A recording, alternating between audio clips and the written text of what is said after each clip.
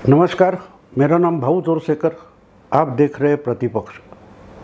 दोस्तों, 1 मई के दिन इतवार को औरंगाबाद में राज ठाकरे की बड़ी रैली हो गई, जिस पर से पिछले 10-12 दिन से पूरी मराठी मीडिया में और नेशनल मीडिया में भी बवाल मचाया गया था। उसको परमिशन मिलेगी नहीं मिलेगी, उसको क्या शर्तें लगाई है, बहुत सारी चर्चा हो गई। लेकिन आखिर में वो मीटिंग हो गई और इस मीटिंग के बाद अगर एक बड़ी खबर जो है वो ये है कि कम से कम 24 घंटे होने को आए, लेकिन फिर से राज ठाकरे ने शरद पवार साहब पर जो हमला किया है, आरोप लगाया है, उसका कोई भी जवाब अभी तक पवार साहब ने नहीं दिया है। हाँ, उनके खास लोग जो होते हैं, संजय राउत से लेकर जितेंद्र आव्हाड तक और बाकी सारे उनके चहेते प्रवक्ता नेता उनके पार्टी के, उन सब लोगों ने राज ठाकरे के औरंगाबाद वाले आरोपों का खंडन करने की कोशिश की है, उसका जवाब देने की कोशिश की है। लेकिन खुद पवार साहब ने औरंगाबाद की रैली के बाद राज ठाकरे का कोई जवाब देने की कोशिश तक नहीं की है। इसे खबर इसलिए बताना ज़रूरी है कि गुड़ी पाड़वा के मुहूर्त पर मुंबई में राज ठाकरे ने जो रैली की थी, उस वक्त उन्होंने सीधे सीधे पहली बार शरद पवार पर डायरेक्ट हमला किया था। और शरद पवार ने 1999 में जब अपनी अलग पार्टी बनाई, एक रीजनल पार्टी बनाई, उसके बाद से महाराष्ट्र में कम्युनलिज्म बढ़ते गया, ये राज ठाकरे का आरोप था और उसका खंडन बार बार पवार साहब करते आए। आपको याद होगा तो गुड़ी पाड़वा यानी शिवाजी पार्क की जो मीटिंग हुई, उसके बाद कुछ 8-10 दिन में फिर उन पर राज ठाकरे ने ठाणे में जो सभा की, उसमें भी डायरेक्टली शरद पवार पर वही आरोप लगाए थे, कम्युनलिज्म के आरोप लगाए थे।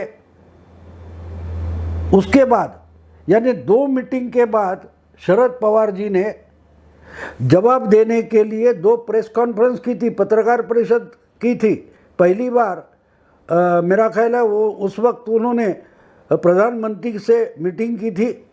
प्रधानमंत्री से मिलने के बाद वो प्रेस से मिले थे, पत्रकारों से मिले थे, मीडिया कर्मियों से, और उन्होंने पेश जो किया था वो लक्षद्वीप का उनके पार्टी का एमपी है और उसकी कुछ बातें लेकर मैं प्राइम मिनिस्टर से मिला, ये बताकर पहले उस एमपी को बात करने दी और उसके बाद पवार साहब पत्रकारों से बातें करने लगे और कम से कम आधा घंटा उन्होंने सिर्फ राज ठाकरे के आरोपों का खंडन करने वाले जवाब या सवाल किए थे।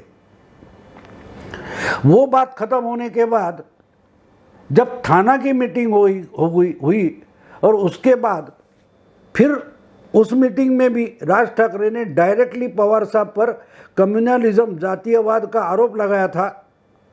उसके बाद भी फिर से शरद पवार ने एक प्रेस कॉन्फ्रेंस की थी और उसमें सब्जेक्ट क्या था, उनके साथ उनके पार्टी के राज्यसभा वाले एमपी मजीद मेमन और जो उनके नेशनल स्पोक्सपर्सन भी है उसको साथ लिया था, और जयशंकर और अमेरिका का कोई परराष्ट्र मंत्री है, विदेश मंत्री है, उसके बातचीत के बारे में, प्रेस कॉन्फ्रेंस के बारे में पवार साहब ने अपनी प्रेस कॉन्फ्रेंस लेकर मजीद मेमन को साथ लिया था और मजीद मेमन ने मोदी सरकार पर हमला किया था। लेकिन मजीद मेमन की बात खत्म होने के बाद जब पवार साहब पत्रकारों से बात करने लगे तो उन्होंने फिर से राज ठाकरे ने उन पर लगाए हुए जो अलग अलग आरोप है उनका खंडन करना शुरू कर दिया।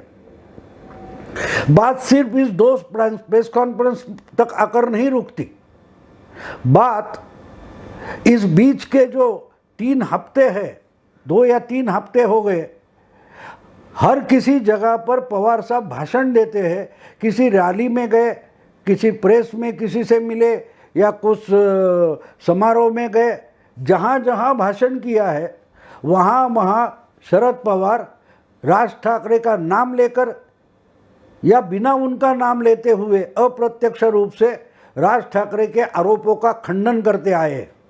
और आगे चलकर तो उन्होंने राज ठाकरे को एक सलाह तक दे डाली कि भाई बाकी की बातें छोड़ दो, कम से कम आपके दादा ने लिखे हुए आर्टिकल, किताब, पुस्तकें वो तो पढ़ लो। राज ठाकरे के दादाजी मतलब बाला साहब ठाकरे और श्रीकांत ठाकरे के पिताजी प्रबोधनकार ठाकरे महाराष्ट्र के बड़े समाज सुधारक माने जाते हैं। वो पत्रकार भी थे, नाटककार भी थे, उन्होंने कुछ छुटपुट एक्टिंग भी की है, अभिनय किया है, और हम जिसको ऑलराउंडर बोल सकते हैं ऐसा एक व्यक्तिमत्व था जिन्होंने महाराष्ट्र में समाज सुधारना के लिए बहुत सारे काम किए। उनका डायरेक्टली संबंध बाबा साहेब अम्बेडकर के साथ आया था, इंटरेक्शन हुई थी, शाहू महाराज के साथ उनकी इंटरेक्शन हुई थी, और महात्मा फुले की सोच लेकर आगे चलने वाले एक समाज सुधारक, ये प्रबोधनकार ठाकरे की पहचान थी। जो राज ठाकरे के दादा है, उनके बहुत सारे किताब है, उन्होंने जो लिखे हुए विचार है वो बहुत प्रसिद्ध है, आज भी उसका रेफरेंस बार बार लिया जाता है।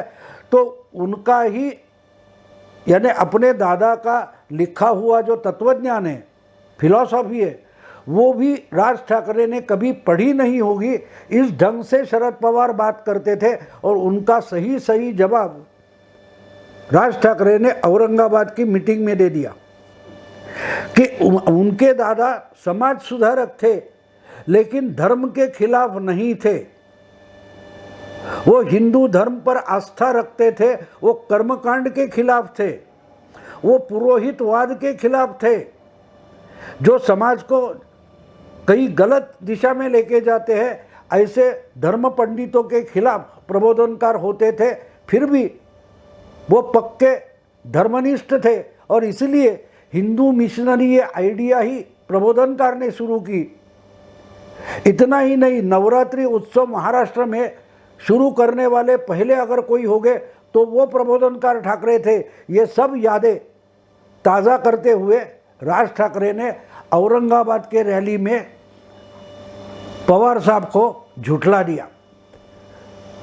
इतना तक बोल दिया कि आप मुझे बोलते हो कि मेरे दादा की किताबें पढ़ो, प्रबोधनकार को पढ़ो, लेकिन क्या पवार साहब आपने कभी प्रबोधनकार पढ़े हैं? प्रबोधनकार या कोई भी समाज सुधारक महात्मा होता है, उसकी जो विचारधारा होती है, उसका कुछ कहना होता है, वो टुकड़े टुकड़ों में लेकर नहीं चलता। हमको उनको पूरा का पूरा समझना जरूरी है, तब जाके ये टुकड़े जुड़कर हम कुछ प्रतिमा बना सकते हैं, कुछ आशय निकाल सकते हैं। लेकिन पवार साहब हमेशा एक चालाकी करते हैं, वो आधी अधूरी बात बोलकर छोड़ देते हैं और बाद में उस पर बात तक नहीं करते। और वही राज ठाकरे ने औरंगाबाद के अपने भाषण में पवार साहब को ढंग से पकड़ा। उन्होंने अपने दादा प्रबोधनकार ठाकरे के बहुत सारे रेफरेंस, संदर्भ औरंगाबाद की रैली में पेश किए और उसके बाद उस पर मैं ज़्यादा नहीं जाऊंगा क्योंकि मेरा सब्जेक्ट आज के लिए अलग है कि पवार साहब कहाँ फिसल गए, पवार साहब अचानक बैकफुट पर क्यों गए, ये मेरा सवाल है और मुझे उस पर ही बात करनी है। देखिए, अब मुंबई गुड़ी पाड़वा की मीटिंग हो या थाना की मीटिंग हो, इसके इमीडिएट बाद पवार साहब ने राज ठाकरे के आरोपों का खंडन करने के लिए प्रेस कॉन्फ्रेंस तक की प्रेस्पॉन्सर ले लिया। लेकिन कोई मीटिंग आएगी उसमें उसका खंडन करूंगा, इसके लिए भी पवार साहब नहीं रुके थे। जिस दिन गुड़ी पाड़वा की मीटिंग हुई, बिल्कुल दूसरे दिन उन्होंने पत्रकार परिषद ले ली थी। थाना की मीटिंग हुई, दूसरे दिन उन्होंने पत्रकार परिषद ली थी और उसके बाद कम से कम 20 दिन जहां जहां भाषण करने की या प्रेस के सामने जाने की संधि मिल गई, तो अपॉर्चुनिटी मिल गई, तो पवार साहब ने राज ठाकरे के उस आरोप का बार बार खंडन करने की कोशिश की और उनको सलाह तक देने तक आगे चले गए कि अपने ही दादाजी को पढ़ो, असली इतिहास पढ़ो, महाराष्ट्र समझ लो। तो हम अगर उम्र की लिहाज से देखें तो राज ठाकरे पवार के लिए बच्चे जैसा है, उसकी उम्र 50 के आसपास है। पवार साहब तो 80 पार कर गए, लेकिन राज ठाकरे ने जिस ढंग से औरंगाबाद में पवार साहब का वस्त्रहरण किया, उसके बाद अब 24 घंटे होने को आए, पवार साहब ने अभी तक राज ठाकरे के आरोपों का खंडन नहीं किया है। हाँ, उनके कोई बगल बच्चे हैं, उनके चमचे हैं, प्रवक्ता है, समर्थक है, अनुयायी है, वो आगे आए हैं, संजय राउत से लेकर जितेंद्र आव्हाड तक, और वो टूट पड़े हैं राज ठाकरे पर।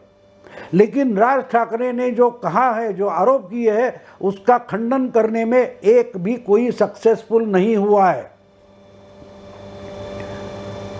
तो शायद पवार साहब इसके बाद राज ठाकरे का खंडन करने के लिए अपना मुंह खोलेंगे, ऐसा मुझे लगता नहीं है, क्योंकि पवार साहब जो चालाकी करते हैं, वो चालाकी राज ठाकरे ने औरंगाबाद में पूरी की पूरी एक्सपोज कर दी है, उनका वस्त्र हरण कर दिया है।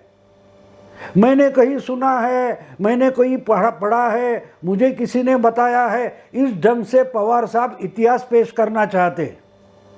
और वो कितना झूठ बोलते हैं, वो पूरे सबूत लेकर राज ठाकरे ने उनका औरंगाबाद में वस्त्रहरण कर दिया है। और वही वस्त्रहरण इतना मजबूत है कि पवार साहब शायद फिर से राज ठाकरे के आरोपों का खंडन करने की कोशिश करेंगे। मुझे नहीं लगता वो उनमें इतनी हिम्मत नहीं है। लेकिन आज और दूसरी बात यह है कि पवार साहब बिल्कुल बैकफुट पर चले गए, लेकिन राज ठाकरे के आरोपों के कारण नहीं। इनकी जो आदत है, जोर शोर से बात करो, और जब पकड़े जाएंगे तब हम उस तो गांव के है ही नहीं, ऐसे बताने की जो कोशिश पवार साहब करते हैं, इसलिए उनको बार बार बैकफुट पर जाना पड़ता है। सोनिया गांधी परदेशी मूल की है बोलकर ये कांग्रेस से निकल गए, उन्होंने अलग पार्टी बनाई, लेकिन 4 महीने में पवार साहब उसी कांग्रेस के साथ सत्ता में शामिल हो गए। भूल गए कि हमने सोनिया गांधी पर क्या बोलते हैं उसको, परदेशी मूल का आरोप लगाया था। और आज इनको यही सवाल पूछा जाए कि आपने 1999 में 1999 में अलग पार्टी क्यों बनाई थी, कांग्रेस से अलग क्यों हुए थे? क्योंकि आज सोनिया का जन्म गांव बदल गया, उनका परदेशी मूल, विदेशी मूल बदल गया, ये आप पूछो तो बोलेगा नहीं नहीं नहीं, उस पर तो जनता ने क्या बोलते मुहर लगा दिए, जनता ने उनको कांग्रेस का और देश का माना है। अगर वोट लगा देने से कोई फैक्ट बदल जाती है, लोगों ने कांग्रेस को वोट दिए और सोनिया गांधी कांग्रेस की अध्यक्षा है, इसलिए वो विदेशी मूल की होकर भी देशी बन जाती है, तो नरेंद्र मोदी या भाजपा यही सेक्युलर पार्टी है, इस पर भी मतदाताओं ने मुहर लगा दी है। 2 बार बीजेपी को मतदाता ने बहुमत दिया है और कांग्रेस से ज़्यादा वोट दिए हैं। तो क्यों मतदाता जब मोदी को मुहर लगाता है, बीजेपी पर मुहर लगाता है, तब पवार साहब क्यों नहीं बोलते कि ये बात अब खत्म हो गई, अब बीजेपी पर कम्युनल वगैरह आरोप नहीं करेंगे? ये क्यों नहीं मान लेते? क्योंकि पवार हमेशा झूठ बोलते, सच को झुठलाना यही पवार साहब की राजनीति रही है। और आज मैं वही उनका और एक झूठ आपके सामने लाऊंगा कि 2018 में जब पुणे के नज़दीक भीमा कोरेगांव में जो एक स्मारक है, उस पर दंगा फसाद हुआ था, उसमें पवार साहब ने मिलिंद एकबोटे और संभाजी भिड़े, ये 2 लोग वो दंगा भड़काने के उकसाने वाले लोग हैं, ऐसा आरोप किया था। लेकिन वही पवार ने जब उस पर इंक्वायरी चल रही है, उसमें जो एक प्रतिज्ञा पत्र ज्ञापन दिया है, एफिडेविट सबमिट किया है, एक एडिशनल एफिडेविट दिया है, उसमें बोलते हैं मुझे कोई ज़्यादा मालूम नहीं है, मैं किसी का नाम नहीं लेना चाहता। तो जाहिर सभाओं में और इंक्वायरी कमीशन बिठाने की मांग करते वक्त आप एक बोटे या संभाजी भिड़े का नाम क्यों ले रहे थे? सरासर झूठ बोल रहे थे। ये तो इनकी फितरत रही है, झूठ बोलेंगे और जब पकड़े जाएंगे तो बोलेंगे नहीं नहीं ये तो मुझे मालूम नहीं, ये नहीं, ये नहीं, वो नहीं। अब देखिए ये इंसान कितना झूठ जीता है। जीने के लिए खाना खाने के बजाय ये रोज के रोज झूठ खाते हैं क्या, ये मुझे शंका आती है। मेरा शक है कि ये रोज भूख पार करने के लिए, पूरी करने के लिए रोज झूठ बोलते हैं। क्यों झूठ बोलते हैं? अब देखिए इन्होंने जो एफिडेविट 11 अप्रैल को उस चुनाव इंक्वायरी कमीशन है उसको जो एफिडेविट दिया है उसमें लिखा है 124A धारा जो है कानून की, जिसको देशद्रोह राजद्रोह माना गया है, वो ब्रिटिशों को समय की बात है, वो अभी डिलीट होना चाहिए, वो डीएक्टिवेट करना चाहिए, वो रद्द बातल करना चाहिए। ये एफिडेविट में बता रहे हैं। कौन? शरद पवार एफिडेविट में बता रहे हैं कि राजद्रोह देशद्रोह के लिए 124A नाम की जो धारा है, सेक्शन है, वो अभी आउटडेटेड हो गई है, क्योंकि वो ब्रिटिशों ने उनके खिलाफ जो स्वतंत्रता की लड़ाई चल रही थी उसके कार्यकर्ताओं को परेशान करने के लिए ये धारा बनाई थी। और इन्हीं के जो होम मिनिस्टर है महाराष्ट्र में, दिलीप वळसे पाटिल, उनकी अंतर्गत काम करने वाली महाराष्ट्र की पुलिस, रवि राणा और नवनीत राणा, ये जो लोग पीपल्स रिप्रेजेंटेटिव है, एमपी है और एमएलए है, उन पर वही 124A धारा के अंतर्गत मामला दर्ज करते हैं। उनको जमानत ना दी जाए, क्यों? क्योंकि 124A के तहत इन्होंने गुनाह किया बोलते, जिसको खुद पवार साहब एफिडेविट करके बोलते कि ये गुनाह नहीं है। यानी ये खुद बोलेंगे कि ये ब्रिटिशों के ज़माने का कानून है, उसकी धारा है, वो ख़त्म कर देनी चाहिए, वो रहनी भी नहीं चाहिए। और इनके ही लाडले होम मिनिस्टर वही धारा इम्प्लीमेंट कर रहे हैं अपने पॉलिटिकल अपोनेंट, राजनैतिक विरोधियों के लिए परेशान करने के लिए इनके ही लाडले होम मिनिस्टर वही धारा का इस्तेमाल कर रहे हैं। तो एफिडेविट जो आप दे रहे हो, कम से कम अपने होम मिनिस्टर को भी उसकी कॉपी दे दो और बोलो भैया इसका इस्तेमाल ना करो। आप इंक्वायरी कमीशन को बोल रहे हो कि ये धारा हटानी चाहिए, और आप अपने ही होम मिनिस्टर को, अपनी ही बनाई हुई गवर्नमेंट को ये नहीं बताते कि भाई ये कलम गलत है, ये अपोजिशन को परेशान करने वाला कलम है, दूसरे को सताने के लिए बनाया हुआ ये धारा है, ये इस्तेमाल मत करो। ये अपने लाडले को नहीं बता रहे, अपना लाडला गवर्नमेंट है उसको नहीं बता रहे, अपना ही गवर्नमेंट उसी धारा का गलत इस्तेमाल कर रहा है। इस पर पवार साहब एक शब्द नहीं बोलेंगे। इसको इसीलिए मैं बोलता हूं इनकी फितरत ही झूठ है। ये बिना झूठ बोले एक दिन जी नहीं सकते, बार बार झूठ बोलेंगे।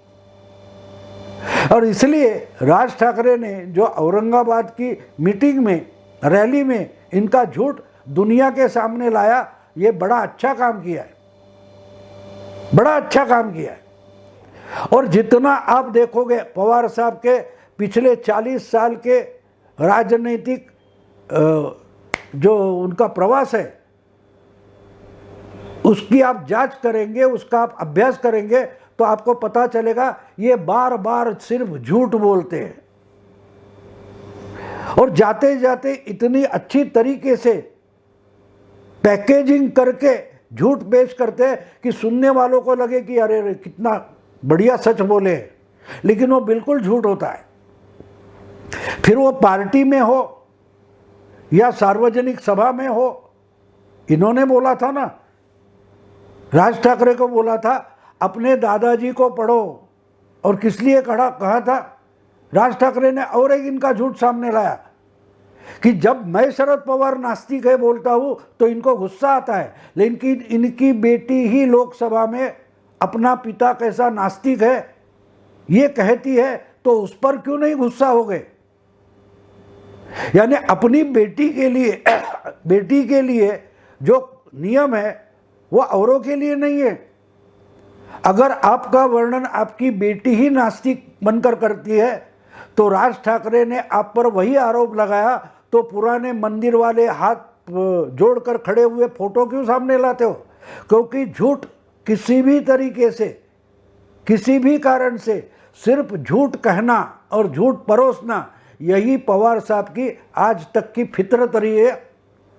और राज ठाकरे ने जिस ढंग से इनकी पार्टी पर, इनकी राजनीति पर, इनकी चालाकी पर घाव किया है, उससे ये बहुत जख्मी हो गए, बहुत दुख में है।